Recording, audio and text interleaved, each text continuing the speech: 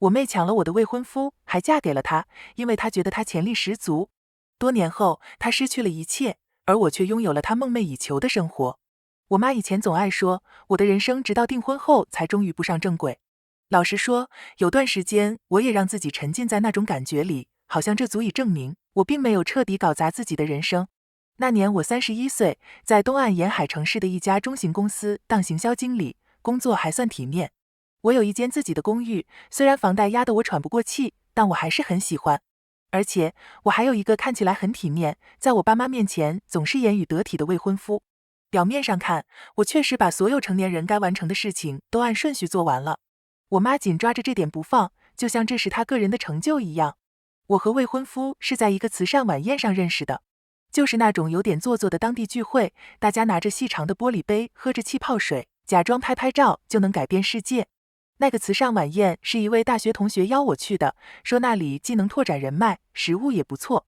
我去了，因为我已经厌倦了穿着运动裤在家微波冷冻晚餐、滑手机。他是一个顾问，是那种每3句话就要讲一次策略，而且莫名其妙能把这种空洞的词讲得很厉害的人。当我聊到行销活动和客户期望时，他会微笑看着我，一副真的很认真在听的样子。现在回想起来，这其实没什么好特别的，但当时的我就是这样轻易地被一个穿着西装、仅仅展现基本社交情商的男人给迷住了。那晚之后，我们开始约会，起初进展很慢，后来进入了一种稳定的节奏，稳定到我妈每次听到他的名字都会如释重负地松一口气。我们会去租来的小木屋度周末，在餐巾折的像折纸一样精致的安静餐厅吃饭，天气好的时候就沿着水边散步。交往4个月后，我带他回家见爸妈。我妈简直在厨房里张罗了一场小型庆典，忙着准备各种开胃小点，表现得好像等下有电视台要来采访一样。我爸握了握他的手，点点头，露出那种认可的神情，意思是你看起来不像会在晚餐时让我丢脸的人。那天晚上我妹妹迟到了，她一向如此。她小我2岁，这辈子最擅长的天赋就是把所有事情都变成一场我根本没报名的竞赛。从小到大，如果我成绩好，她就非得考得更好；如果我参加社团，她就要加入一个更厉害的；如果我带男朋友回家，他就会切换成那种超级热情的模式，对他的笑话笑得特别夸张，然后看似不经意地提起自己的成就，好像那只是背景音。我们之间从未有过公开战争，只有那种持续存在的低度紧绷感，像空气中挥之不去的静电。当他走进客厅，看到我的未婚夫坐在我身边的沙发上时，脸上立刻挂起了那种闪亮、充满表演性质的微笑。每当他想让人印象深刻时，就会露出这种笑容。他抱了抱我，抱了抱他，称赞他的衬衫好看，然后坐在我们对面的椅子上，双腿膝盖交叠，姿态优雅的像在为杂志拍照。当他被他的话逗笑时，手会自然地碰触他的手臂，这也是他想迷倒男人时的一贯招数。我记得当时告诉自己，这只是他惯常的作风，我不想在人生新阶段开始时，就又陷入旧有的疑神疑鬼。我决定信任他们2个，毕竟我还能怎样呢？在那次慈善晚宴的16个月后，他求婚了。他在一家能俯瞰海景的餐厅租了个私人包厢，那种我爸妈往后10年可能都会拿来吹嘘10年的地方。他准备得很周全，一枚比我预想中更大的戒指，一段关于共同建立未来的誓言，还有那些显然事先被通知过，在一旁轻轻鼓掌的工作人员。我打电话告诉我妈时，她哭了。我爸说他为我骄傲，就好像我完成了某个学位一样。我妈立刻进入规划模式，拿出笔记本，我发誓她早就为这一刻把本子藏好了，开始滔滔不绝地谈论鲜花、配色和宾客名单，熟练的好像她已经排练了好几年。接着就是伴娘的人选问题。现在听起来很蠢，但我当时真的以为请我妹当伴娘可以算是一种和解的橄榄枝。我们从来不是那种人们想象中亲密的姐妹，不会互穿衣服或一起为男生哭泣。我们比较像是共用一条走廊，互相容忍，尽量不在家族聚会上吵架的那种关系。不过，我以为我们已经长大，过了最爱争斗的阶段。我们都是成年人，有工作，要付账单。生活理应磨平了些许我们年少时的竞争心态。所以我开口问了。我站在爸妈的厨房里，递给他一个小盒子，里面有条便宜的手链和一张卡片，上面写着一些关于陪在我身边的俗气话。我看着他打开，他看了看手链，又看了看我，眼中瞬间闪过一丝我无法读懂的情绪，像是一闪而过的恼怒，然后他硬生生压下去，换上惊喜的笑容。他说好，当然好。我妈在旁边鼓掌，我爸说我们展现姐妹团结是好事。我告诉自己这次会不一样，我们是成熟女性了，不再是会为谁坐汽车前座而争吵的小孩。婚礼前3个月，裂痕开始出现。我的未婚夫突然变得比他整个顾问生涯中的任何时候都还要忙，理由总是那些重要客户的临时会议、办公室深夜加班。周末他突然不能陪我，因为要赶报告。起初我没多想，因为工作确实会忙，而我自己也被工作和婚礼策划的细节淹没了。但后来，这种模式开始显得过于凑巧。每次我们安排好约会的那一晚，总有事情冒出来。每次我要跟他确认蜜月细节，他总是心不在焉，不是在滑手机，就是抱怨自己压力多大。他还开始批评我，不是那种直接的攻击，而是像温水煮青蛙，都是一些单独看来无伤大雅，但累积起来很伤人的小评论。他会在别人面前纠正我，说些事情不是那样或你记错了的话，带着那种好笑的微笑，让我觉得自己像个小孩。他会批评我处理压力的方式，我容易反应过度的毛病，我不自在时的肢体语言。每一句批评都包装在我只是想帮你的语气里，反而让我更难反驳。与此同时，我妹妹成了我妈规划婚礼的得力助手。她不断打电话跟我讨论每个小细节，询问鲜花、礼服、座位表、音乐。她跟我一起去见厂商，站在我旁边，有一半时间都在抢我的话，提出的建议好像要结婚的人是她。她还自告奋勇帮我未婚夫处理一些琐事，因为正如她一直挂在嘴边的，她看起来压力好大，真可怜。有天晚上，我在他的住处帮他整理文件，轻身越过桌子，递给他一个资料夹时，闻到他衬衫上有一股花香调的香水味，浓烈刺鼻，跟我平常擦的淡香水完全不同。我立刻注意到了，因为我不是那种会频繁更换香水的人。我多年来一直用同一款。那是什么味道？我问，试着装作不经意，虽然心里已经凉了半截。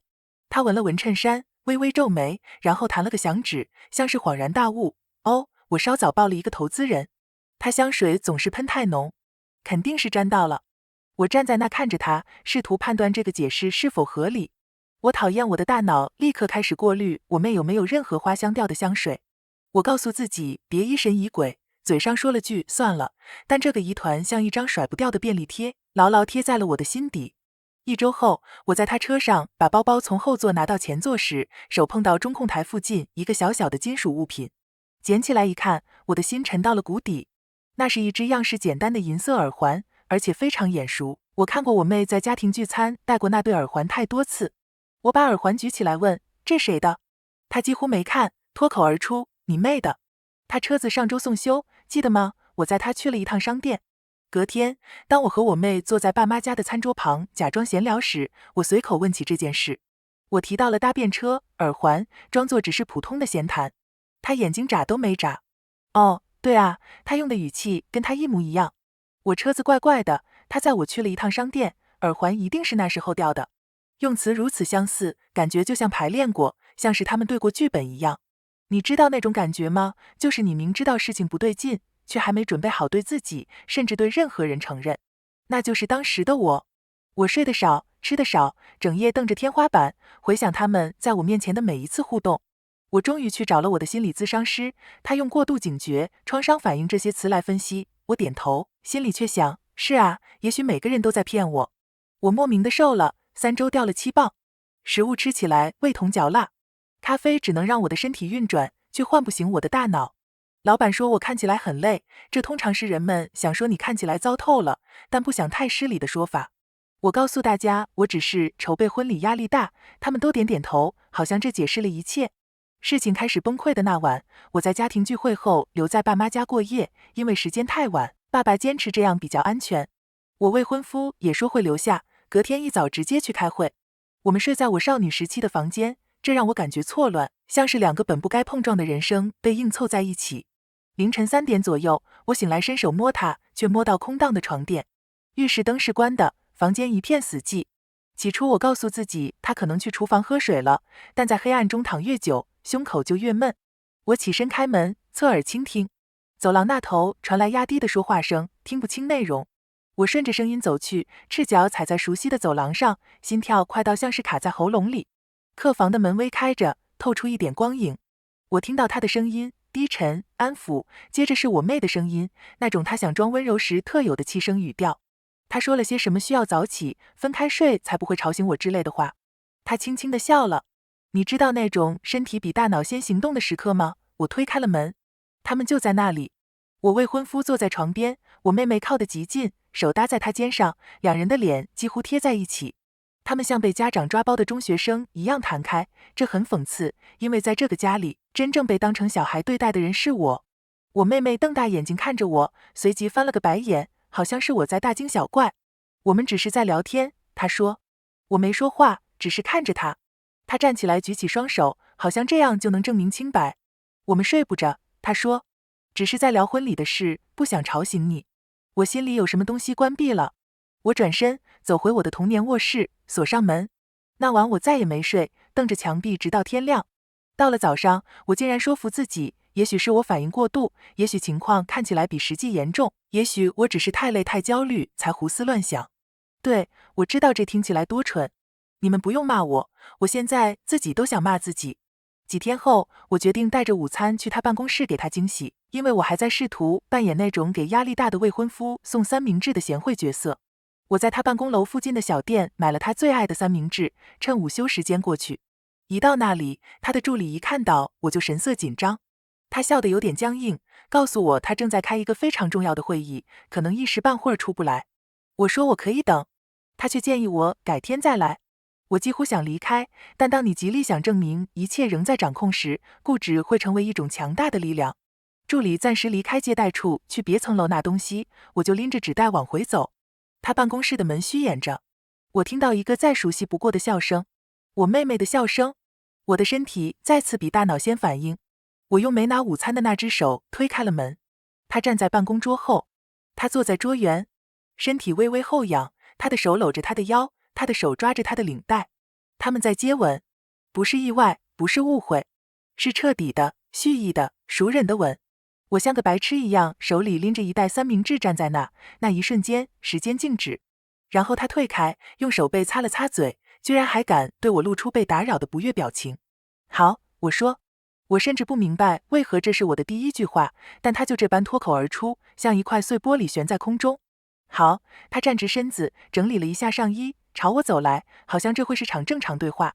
你反正迟早会知道的，他说。老实说，这样更好。我未婚夫开口了，听着，罗拉，不是你想的那样。这句话实在太荒谬，太侮辱智商，我直接笑了出来。真的笑了，是那种大脑短路，认定这一切已非现实时才会发出的笑。不是我想的那样，我重负道。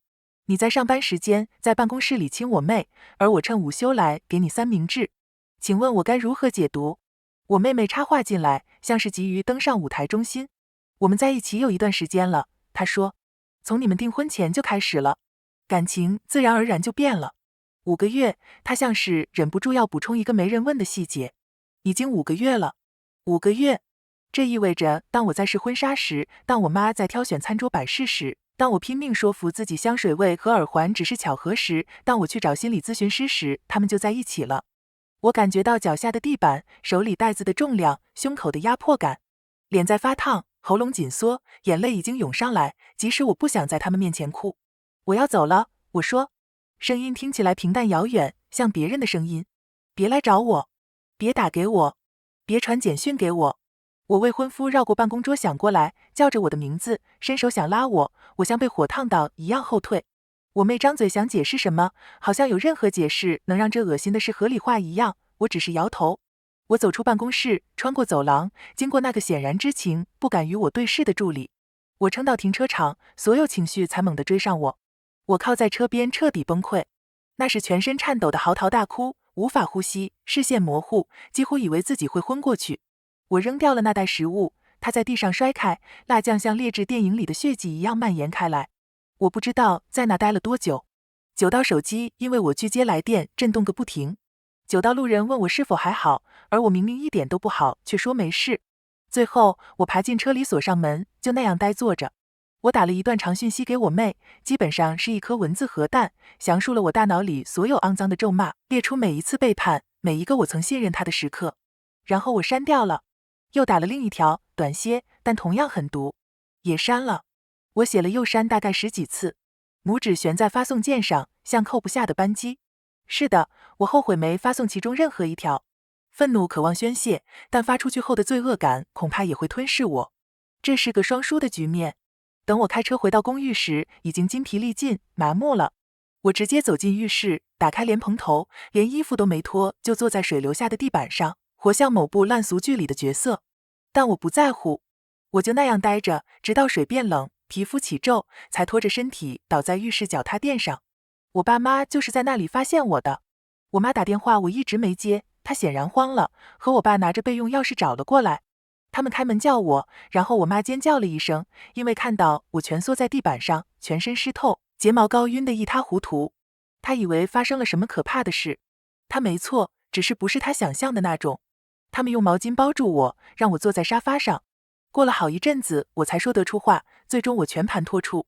办公室那个吻，时间轴那该死的5个月。我爸的脸涨成猪肝色，那是人在爆发前那种危险的深红色。我妈一直摇头说，不，这不可能，看来否认现实显然是我们家的遗传。我爸发誓要去解决这件事，我猜他的意思是想揍我前未婚夫一顿。老实说，当下我并不反对这提议，但我妈抓住他的手，说被逮捕对事情没帮助。他切换成务实模式，就是家人生病或危机时他会开启的状态。他打电话给厂商，取消预定，开始列清单。当我坐在那发抖时，他异常冷静有效率。戒指隔天就退回去了，我没亲手交给他。我把戒指放回盒子，附了张纸条，写着我们完了，交给了他大楼的管理员。那天他打了7通电话，全部转进语音信箱，然后我连听都没听就删了。我们社交圈的反应完全符合预期，这群人爱看戏，但讨厌负责任。有些朋友来支持我，说早觉得不对劲，站在我这边。另一些人保持中立，说穿了就是包装的比较好看的胆怯。一个我曾以为很亲近的女性传来短信说，我真的不想卷入其中，讲得好像这是邻居抢车位的小纠纷，而不是我整个人生在眼前崩塌。最让我难受的是，发现原来有许多人早就察觉我妹妹和我前未婚夫之间的暧昧，却选择不告诉我。他们总是在打情骂俏，一个熟人后来说，我们以为没石磨，另一个则提到他们在聚会上显得特别亲密。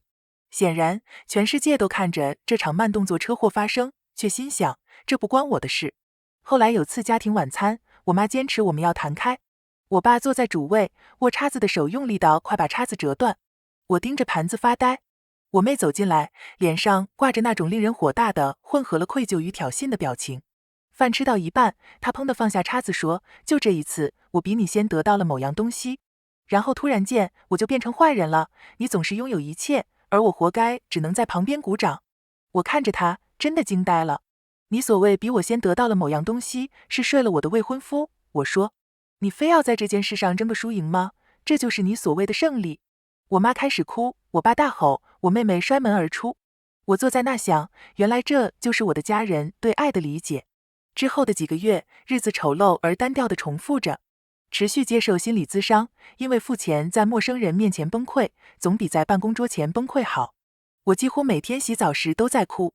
我在社群软体上偷看他们的动态，寻找他们同框的照片，看别人留言恭喜他们这对神仙眷侣，而不是谴责2个把我当垫脚石踩过的人。我看着他们低调地将关系公开。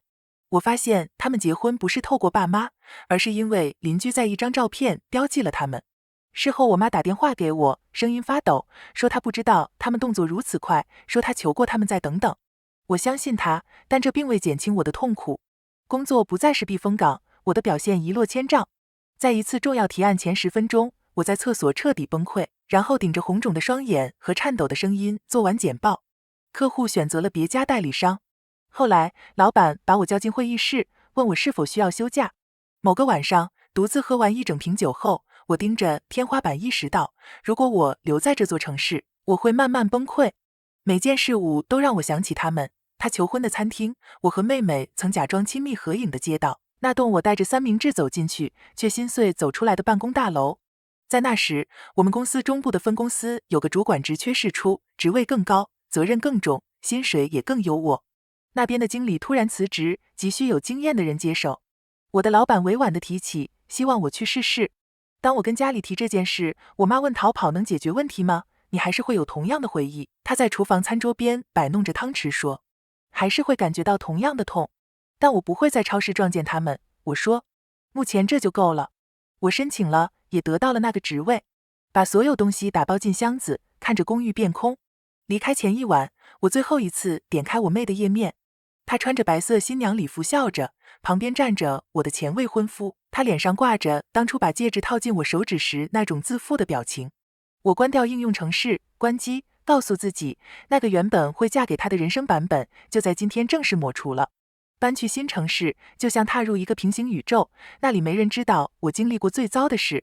我在办公室附近租了间小公寓，比以往更拼命工作，对称赞我认真的人报以礼貌的微笑。我和一位人资同事成了朋友，他温柔地拉我去读书会，免得我周末都孤单一人。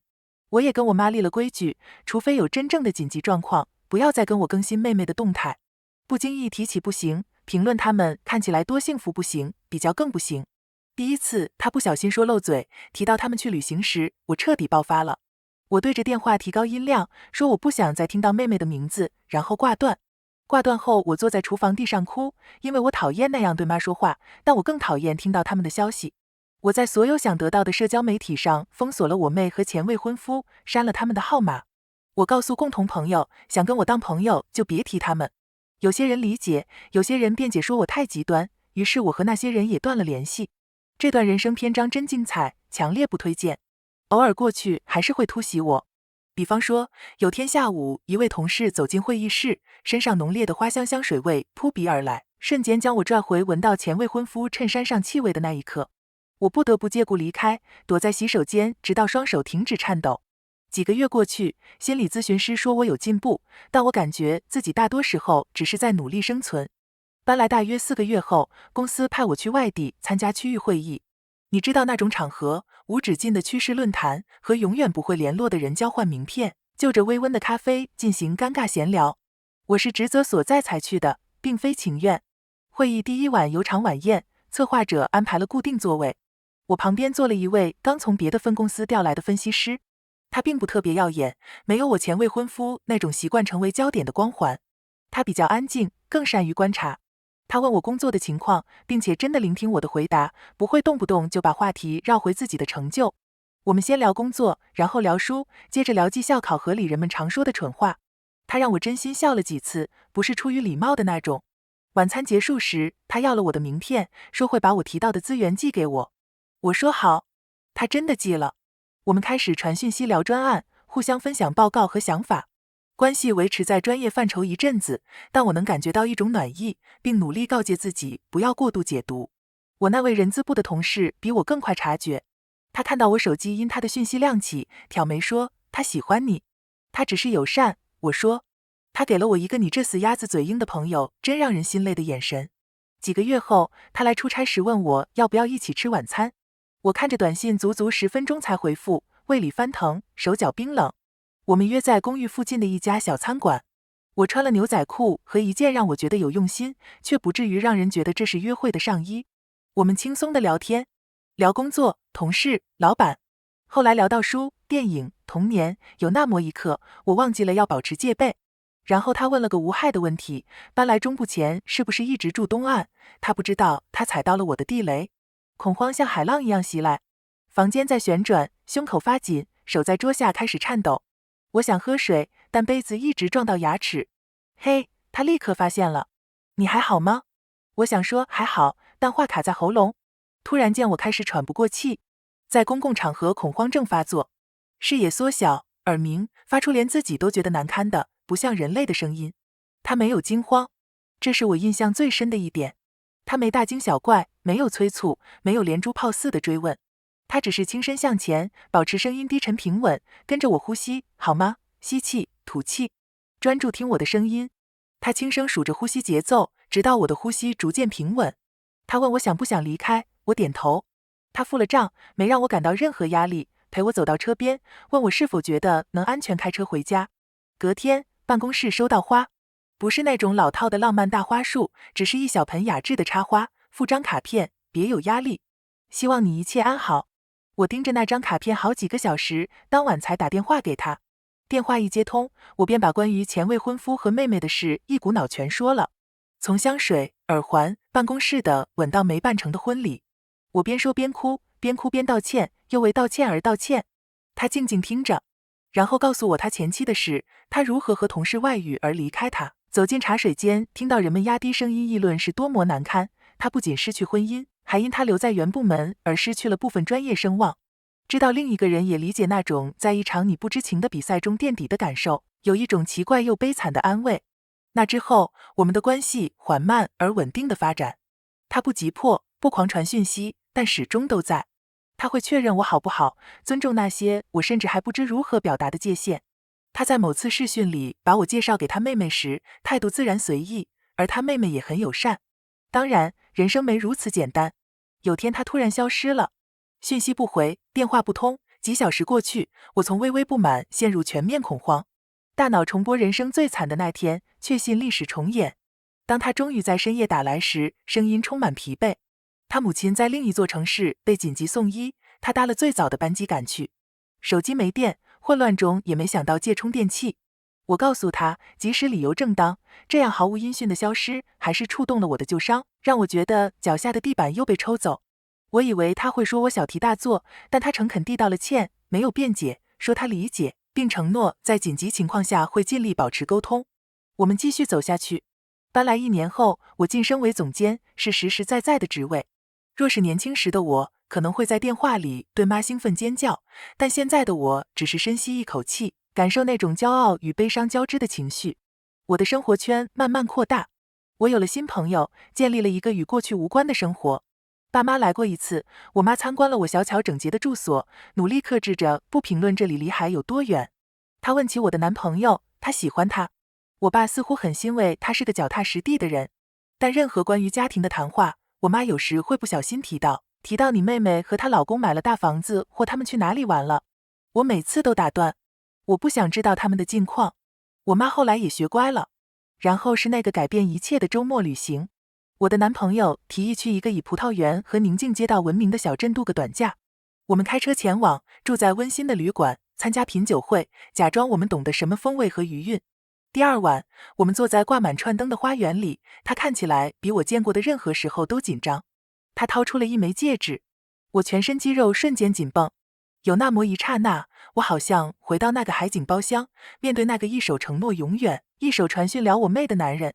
然后我深呼吸，看着眼前的人，他不是我的前未婚夫，他是那个在我恐慌发作时握住我的手，听我倾吐不堪过往，搞砸事情会道歉而不是反过来责备我的人。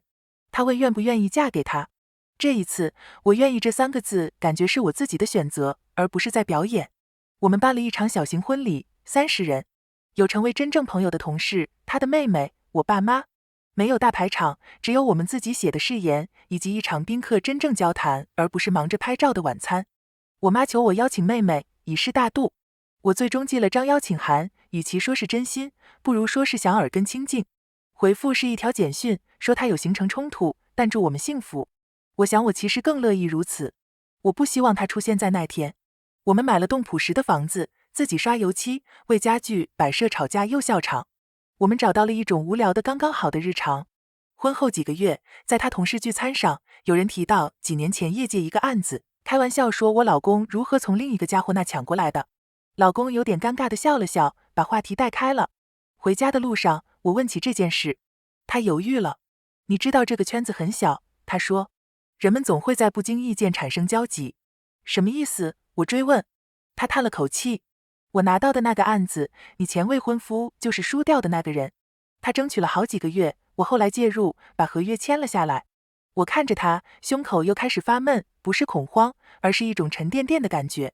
你没告诉我，是因为我不希望你选我，是因为我打败了他。他说，我要你是因为我而选我，不是因为我看起来像现世报。一部分的我能理解，另一部分的我觉得被瞒着，好像这故事里有一整个层面我从未知情。我们为此吵了一架，是一场真正的音量提高、彼此受伤的争论。我告诉他，隐瞒让我觉得他可能还有别的事没说。他说他是想保护我们，不让我们的生活变成复仇剧。我们最终去做了几次伴侣咨商。向陌生人解释我们为何为一件在我们相识前就发生的商业案子争吵，确实很尴尬，但是有用。我们约定今后要更透明，即使是看似微不足道的细节。差不多同时间，我们开始尝试怀孕，但比预期困难许多。每个月验孕棒的一条线都像小小的失败，好像我的身体在记录我有多不及格。我多年来都经痛，总以为是体质关系。一位专科医师最终诊断我有轻度子宫内膜异位症，可治疗，但不容易。就在这时，我妈打来电话，声音异常平静低沉。她说她消化不良、背痛，体重减轻好几个月了，但不想让人担心。她终于去看了医生，检查结果是胰脏癌，晚期，已扩散。我们在最短的时间内飞回家乡，走进爸妈家，像踏入时光机。家具依旧，墙上照片依旧，但我妈看起来缩小了一圈，宛如有人调暗了她的生命光度。医生说没救了，只能安宁治疗。我妈试着保持乐观，开玩笑说终于瘦了下来了。但我常在半夜听见她在卧室里压抑的啜泣。我请了假，搬回家照顾她，老公两边跑。我帮忙打理家里，帮她调整枕头的位置，听着因为药物而思绪模糊的妈妈重复讲述同样的故事。有次安静时，妈握紧我的手，我对你们姐妹俩做错了很多事。我以为我在做对的事，但我姑息了不该姑息的事。我应该保护你们不受彼此伤害。我艰难地咽了咽口水后说，你现在没办法修复一切了。我知道，他低语，但我需要知道，我走后，你们至少试着不要那么恨对方。我知道他在请求什么，我也知道我无法承诺，于是我给了一个较为温和的答案，我会试着不让恨意赢过一切。这是我能给出的最诚实的回答。3天后的清晨，他走了，我、爸爸和老公都在。最后一刻，房间太安静，我爸发出一种我从未听过的声音，介于哀嚎与低吼之间。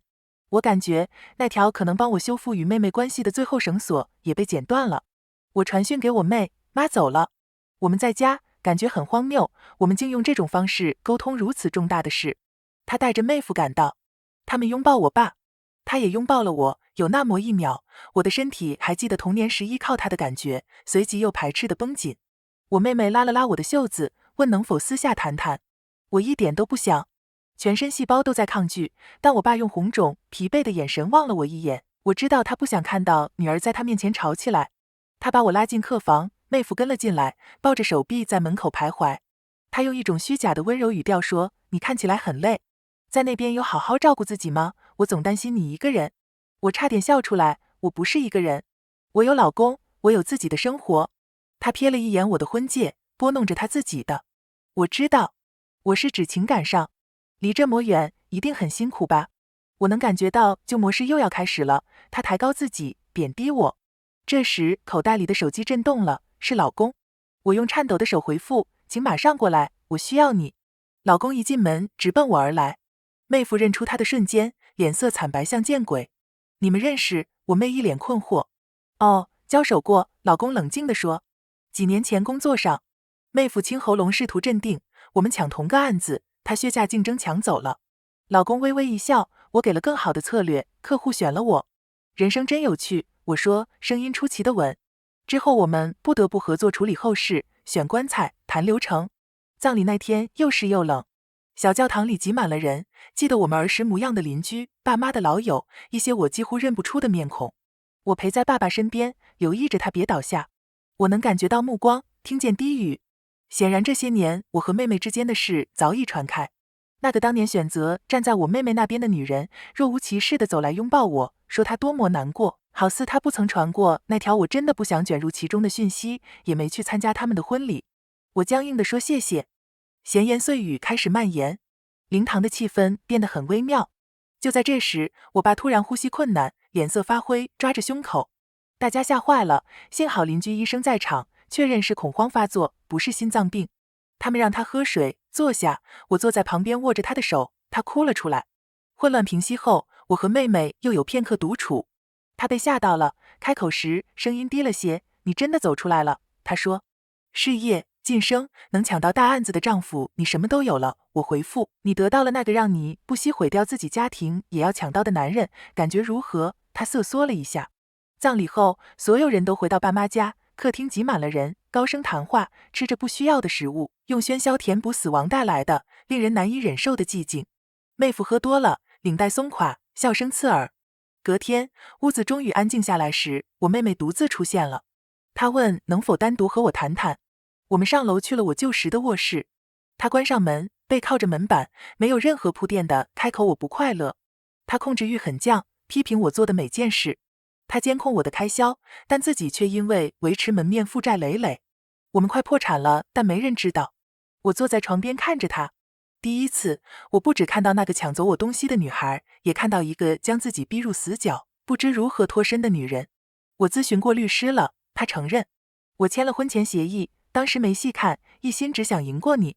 如果离婚，我拿不到房子，拿不到什么钱。你会得到自由，那总算还是点什么，我说。他苦涩地笑了，你一定很得意。现世报，对吧？我看着他，冷静地说，你知道吗？我并不觉得得意，但我也不同情你。你在做选择时，清清楚楚知道代价是什么。你毁了我们的家庭，羞辱了我，明知他是垃圾，还是抢了过去。现在，你想要我的同情？他张嘴想说什么，我抬手制止。妈曾想让我原谅你，因为我们有血缘，但我做不到。你得不到我的原谅，也得不到怜悯。我这里你什么也得不到。他开始哭了，是那种他小时候用来博取爸妈关注的细碎而做作的抽泣。我无动于衷，最后站起来说，我得去帮爸爸了。你最好在事情变得更难看之前离开。他用手背抹脸问，就这样，你跟我到此为止了？从我推开那扇办公室门，看见你们两个接吻的那一刻起，我跟你就已经完了。我说，妈要我们试着不恨彼此，我承诺她，我会试着做到，但这不代表我要让你回我的生活。我走出房间，没回头。接下来几天，我们像两个被迫合作、彼此厌恶的同事一样处理葬礼后续。